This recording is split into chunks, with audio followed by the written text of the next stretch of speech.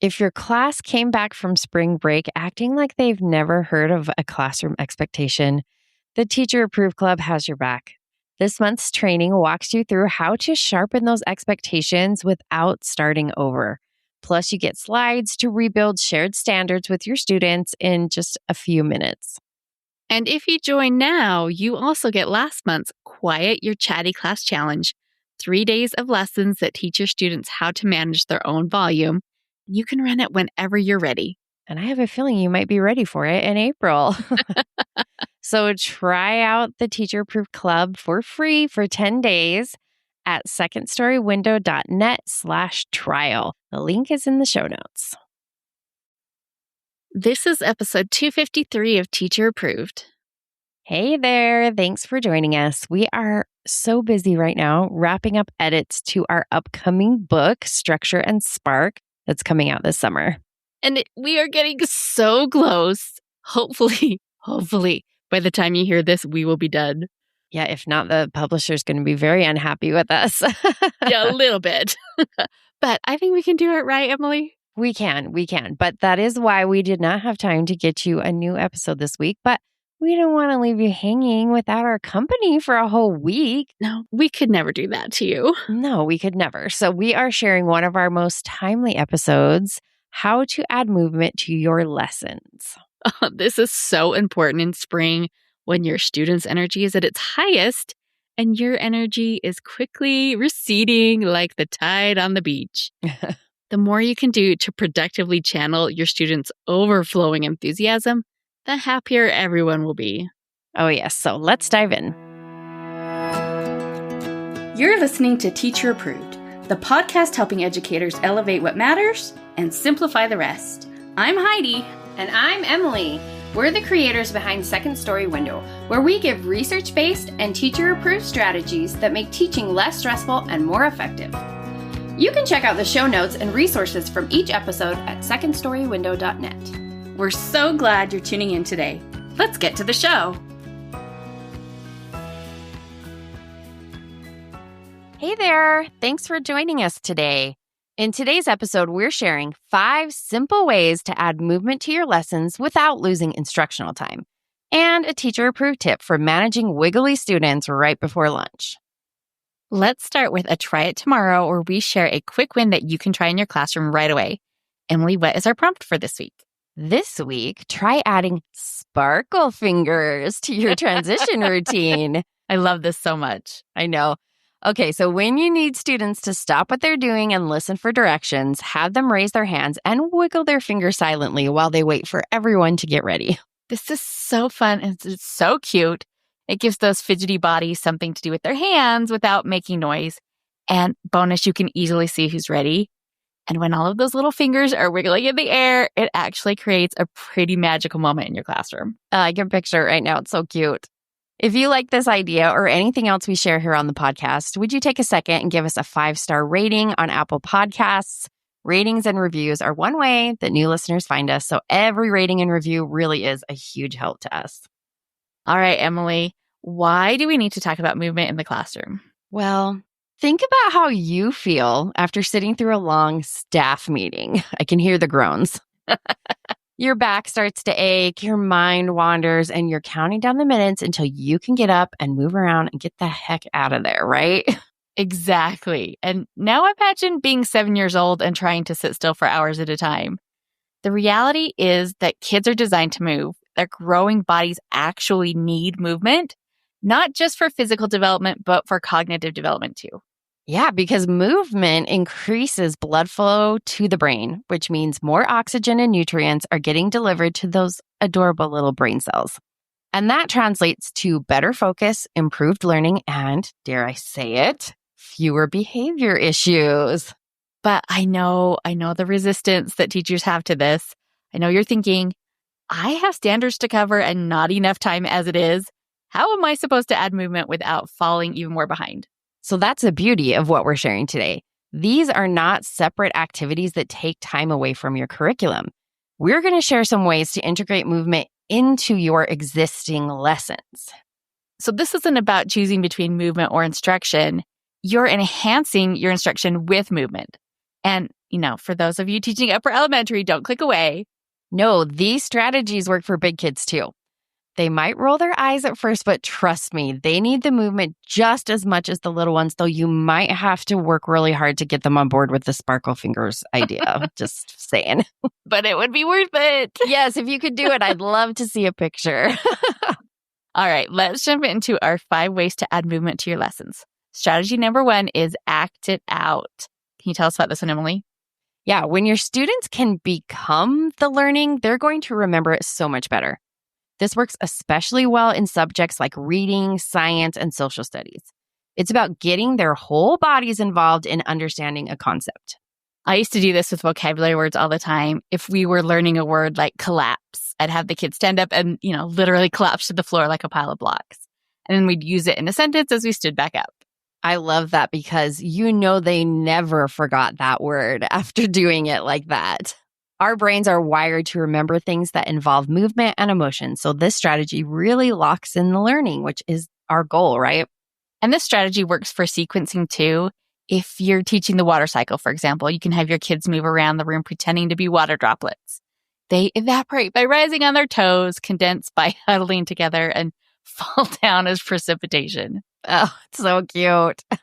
And you'll hear some giggles for sure, but you'll also see the learning in action.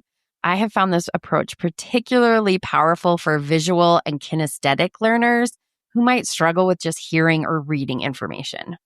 And the great thing about acting it out is that it creates these strong mental images that students can recall later. When test time comes and they are trying to remember the water cycle, they'll easily remember physically moving through it. Exactly. So you can create movement anchors for almost any subject. Just think about the key vocabulary or concepts you want students to remember and brainstorm some simple movements to go with them. All right, let's move on to strategy number 2, stand-if statements.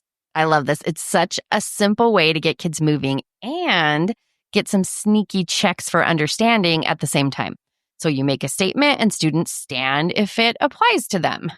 So for example, in a science lesson about habitats, you might say, stand if a fish would live in the desert. Then students have to process that information and decide to stand or, stay seated. Or in math, you could say, stand if 7 times 8 is greater than 50. Or in reading, you could try, stand if you think the main character made a good decision in chapter 3. What I love about this strategy is that it gives you as the teacher immediate visual feedback about student understanding. If half of your class is standing when they shouldn't be, you need to revisit a concept. And it gives every student a chance to respond, not just the one who raised their hand. Plus, that simple act of standing and sitting is enough movement to help reset focus. Just keep in mind that these movement-based checks are maybe not always reliable for deep assessment. Your students that are unsure will often look around and copy what their classmates are doing. So these type of strategies are best used for engagement and quick informal checks rather than truly measuring mastery. Yeah, that's a really good point. I always treated these as temperature checks. They give you a general sense of the room, but not precise data on each student. If I saw a lot of confusion, I'd follow up with more individual assessment later. And building on this idea, we can also use movement to show understanding in other ways. This works great for true-false questions, multiple choice, or even just, general comprehension checks. For example, you might say, if the sentence is a statement, touch your head. If it's a question, touch your toes. Or show me a right angle with your arms. Or even hop once for each syllable in this word. I like to think of these as human whiteboards. Instead of writing their answers, the student showed it with their body. It kept everyone engaged and it, gave me a fast way to kind of see who was getting it. For a little extra fun, you can mix in some personal stand-if statements too. This would be really fun at morning meeting. You could do, stand if you have a pet. Stand if you like pizza. It builds classroom community while giving kids more chances to move. Now let's talk about movement strategy number 3, learning stations or rotations. Oh yeah, moving between stations is such a natural way to incorporate movement. Instead of doing all your math activities at their desks, set up 3 to 4 different stations around the room and have students rotate around every 10 to 15 minutes. Even just that short walk between stations gives kids a chance to move their bodies, and it naturally breaks up the learning into more manageable chunks. And remember, your stations don't have to be elaborate. One station might be a worksheet at their desks, another might be a math game at the back table, and a third could be a problem-solving activity on the carpet. Or you could even designate different parts of the room for different types of thinking. Maybe the front carpet is for collaborative discussion, and desks are for independent work, and, save the back table for your teacher-led instruction. The beauty of this approach is that you're not adding any new activities to your day. You're just changing where students do the activities you've already planned. And if you are worried about transitions, which can be tricky with this type of setting, we have got lots of tips for that. Go back and check out episodes 48, 49, and 50, where we deep dive into making transitions smoother. Yes, and there's great ideas in there for incorporating movement into the way you do your transition. So that's a great series to check out if you haven't listened to it yet. Okay, now strategy number 4 is one of my favorites. So tell us about this, Heidi. It's academic movement games. I love using games to teach. So this is where you take a familiar game or activity and adapt it to reinforce academic content. These are so great to use near the end of the day, when the kids' energy is maybe starting to fade a little bit. Yeah, so one example is sight word freeze dance. So you can play music and have students dance, and when the music stops, you hold up a sight word card. And then students have to read it correctly before the dancing continues. Another fun one is vocabulary charades, where students act out vocabulary words while others guess. This was always a hit with my second graders when learning about science terminology. Or even something as simple as equation scavenger hunt. You can hide index cards with math problems around the room, and students find a card, solve the problem, and bring it to you to check before finding another one. Having kids hunt for their own work to do will get them to do way more work than just having a worksheet will. True story. Another way to pair learning and movement is to just use the walls in your classroom. If your students are stuck in their seats, try turning your classroom into an interactive space.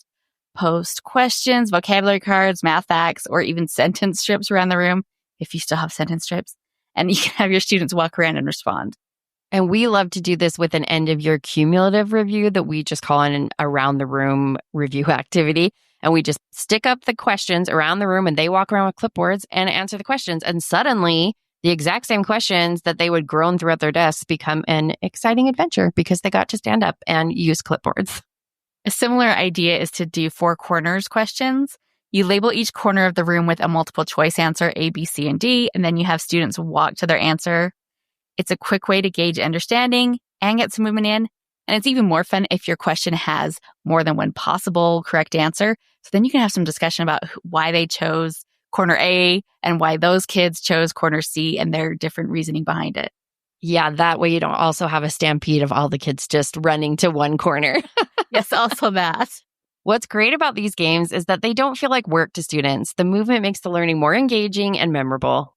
And they are perfect for those times when energy is low, like after lunch or toward the end of the day. Instead of fighting the wiggles, you are channeling them into learning. Our 5th and final strategy is probably the simplest. Use intentional brain breaks. Brain breaks are short movement activities, usually 1 to 3 minutes, that give students a chance to move, stretch, and reset their focus. In my class, we needed these after any focused work, probably longer than about 20 minutes. Yep. And the key to making these brain breaks intentional is that instead of waiting until the kids are climbing the walls, you plan for these brain breaks at natural transition points in your day. Maybe that's between subjects or after a time of focused work, or, when you notice engagement starting to dip a little bit. This way, you are being proactive instead of reactive. And as you know, there are tons of brain break ideas out there. You could do stretches or a quick game of Simon Says or follow along with a Go Noodle video. And we actually have our own set of printable brain breaks if you want something that doesn't require technology, which sometimes can be a real hassle if you're in a tight bind. Our brain breaks are print and go cards with 3 different types of activity styles to match whatever your class needs in the moment. Yep, we've got recharge activities for when kids need to get the wiggles out, refocus activities that help students calm down and prepare to concentrate again, and refresh activities that engage their minds in fun ways. You can find the brain breaks in our shop, and we'll put a link to them in the show notes. What I love about brain breaks is that they actually save you time in the long run. Yes, you were spending a minute on movement, but you're gaining several minutes of improved focus afterward. It's like paying interest on an investment. That 1 minute brings returns in the form of better behavior and more efficient learning.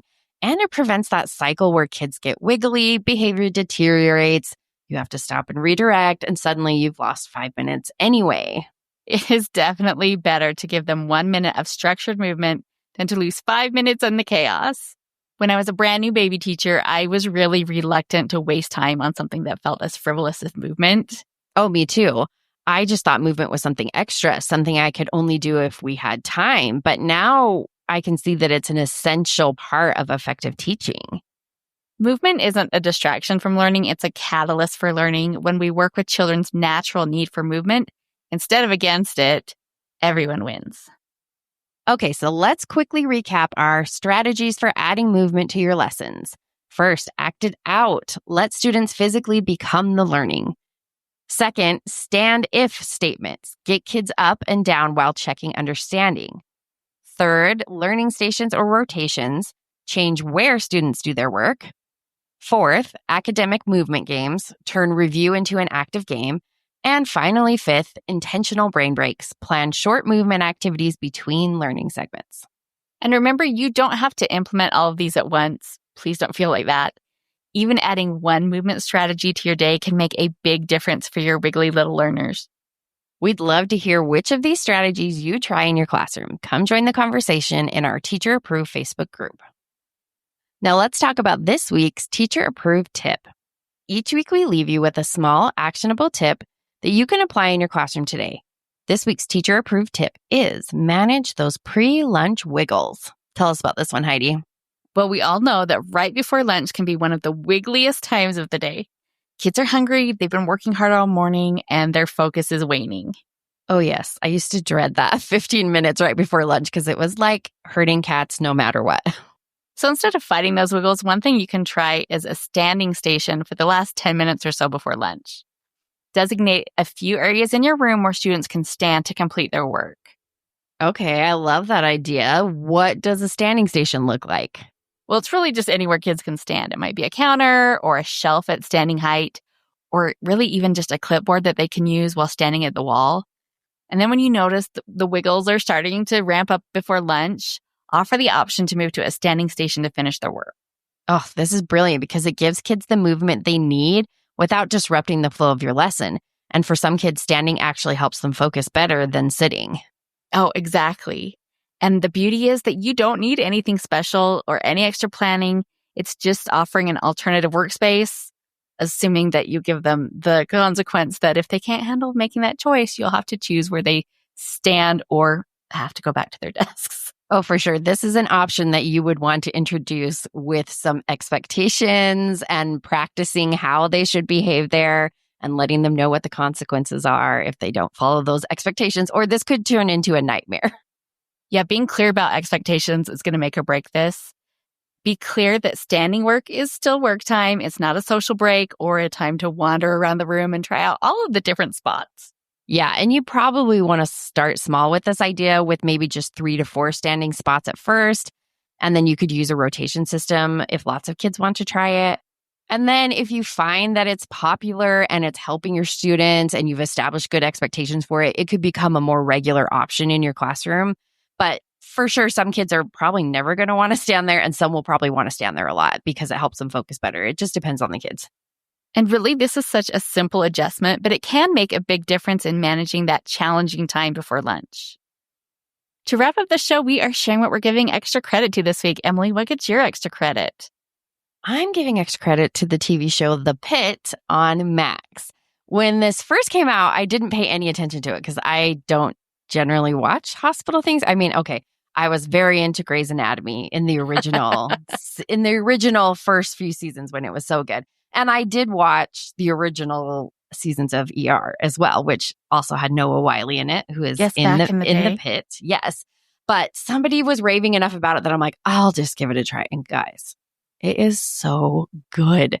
It is set in this Pittsburgh ER, and each episode is 1 hour of one day. So the whole season is just like one shift on one day. And it is so well done. Now, I will say because it's on Max instead of like on NBC, there is a lot more gore. So just be prepared for that. I am a pro from my years of watching Grey's Anatomy of just knowing when to look away. When the or squishy mute sounds if start. you need to mute the squishy sounds. So I do tend to watch this when I'm doing something else so that I can just look away when I don't want to watch what's going on. But like the stories and the format is so interesting in the way that these stories build from episode to episode. Since it's all in the same day, you're seeing patients over several hours. And I have just found it to be super captivating. I've totally binged it. There's like one more episode coming out this week and then I'm going to be sad. But there is already a season 2 confirmed. So if you start this, you can know it's not going to disappear. It's worth committing to. That's good. There's nothing worse than getting attached to a show only to have it cut and axed from your life. I know. So if you watch this, let me know what you think. Not you, Heidi. I mean, you too, if you want to. Not that I don't want your opinion, but I know you won't watch it. But No, maybe probably someday not. you will. But Maybe. if somebody else watches it, come and talk to me about it. What are you giving extra credit to, Heidi? Well, how's this for a segue? I'm giving extra credit to magnesium 3 and 8 because it has saved my life.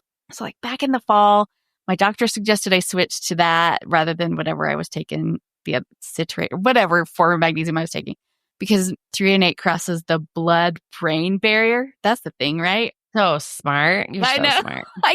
I could work on that show, that medical show. You totally could. And so I switched over and I thought like, I mean, yeah, I guess it seems fine. I'm not really noticing any, like I didn't get any superpowers. I'm sure it's great, but it is a little bit expensive. I mean, it's not crazy. It's, $30 for a month. It's not crazy, but when you could get magnesium a lot cheaper, it just seemed like someplace I could save money. So early in March, sorry, this is turning into a story. Early in March, I just went back to the other magnesium I was using. And then I didn't notice that my restless legs started to ramp up. And then suddenly I was like up for hours and hours every night and I couldn't figure out what was going on until I remembered that I had just switched over the magnesium. So I'm saying all that to say if you also deal with restless legs, trying out magnesium 3 and 8 could be a game changer because once I got back on that, it took a couple nights, but I have not had this problem since. So.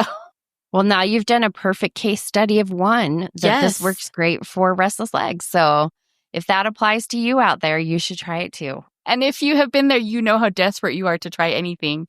I've tried it all because it's the worst feeling to just like be laying there and having your legs go on an adventure without you. And you just want to sleep. And I've been taking this. I don't have restless legs, but I have been taking this and I feel like I've been sleeping better too. But I don't have a perfect example like yours. It's one of those like, well, I think I'll just keep taking it because I think it's doing something. I guess if I wanted a case study of one for me, I could stop taking it, but I don't want to do that. Because I didn't even think it was doing anything because it took it took a while, a couple weeks probably to kick in. And so I didn't make the connection. Right. I just was like, well, yeah, that problem's suddenly fixed. I don't know what I did, but yay me. I learned. I love that stuff now. I've got bottles and bottles of it in my bathroom cabinet. We will link to it in the show notes. That is it for today's episode. Remember, adding movement to your lessons doesn't have to be complicated. Try one of our 5 strategies and see how your students respond. And don't forget our teacher-approved tip for managing those pre-lunch wiggles with standing stations. Sometimes the simplest solutions make the biggest difference.